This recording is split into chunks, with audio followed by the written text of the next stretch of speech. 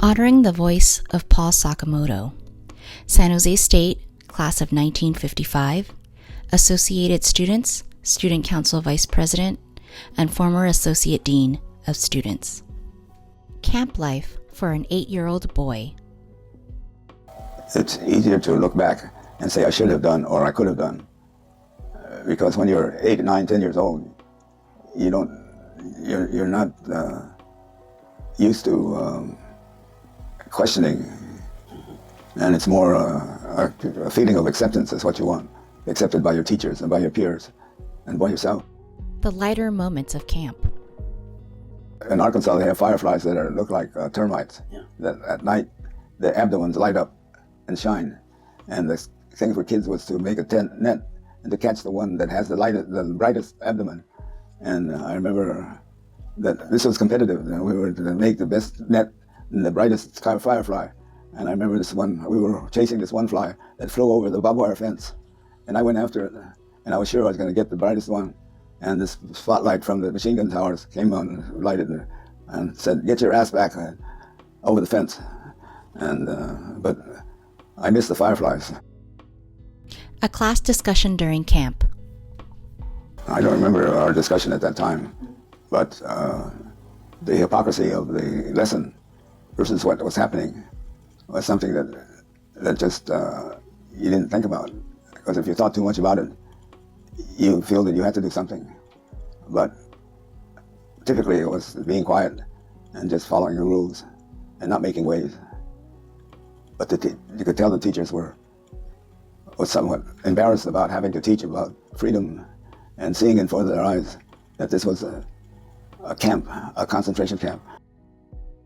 Paul and his Delta Upsilon brothers transformed the San Jose State Greek system in 1955.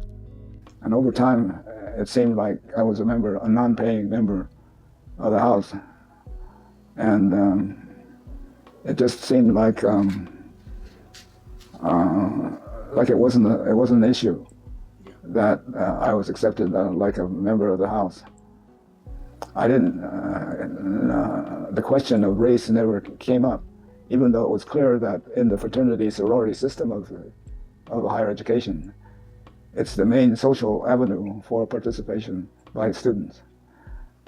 And even though that most of the students knew that there was a color line that you couldn't step over, that some fraternities and sororities had clauses in their constitution that is for whites only.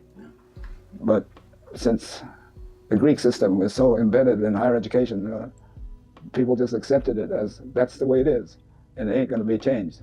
So let's live with it. It wasn't until much later that people began to question that the fact that here a state institution was supporting this kind of policy. Anyway, I became a member of the House unofficially by just being there and becoming just like one of the guys in the fraternity. I didn't go through Rush, and Rush was primarily for freshmen anyway. And over the years, I made some very close friends, and a group of them decided that they wanted to make me a member officially before they graduated. So there were about 4 or 5 of them, did everything they could to get the National to accept the fact that a minority person was going to be considered as a member. Fortunately, Delta Upsilon, which is the fraternity that I belonged to, didn't have a clause, and so it was open. And still, it was white only at that time. Anyway, I was a senior, and this group of very close friends decided that they're going to do something about this. And they started working with the National to get me accepted as a member. And I became a member in my senior year, April of 1955, as the first person of color in 200-year history of San Jose State.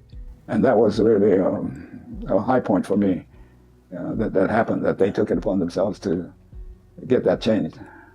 And since then, of course, it's wide open for people of color. In loving memory of Paul Sakamoto, we thank you for teaching us about right and wrong and for all that you have done.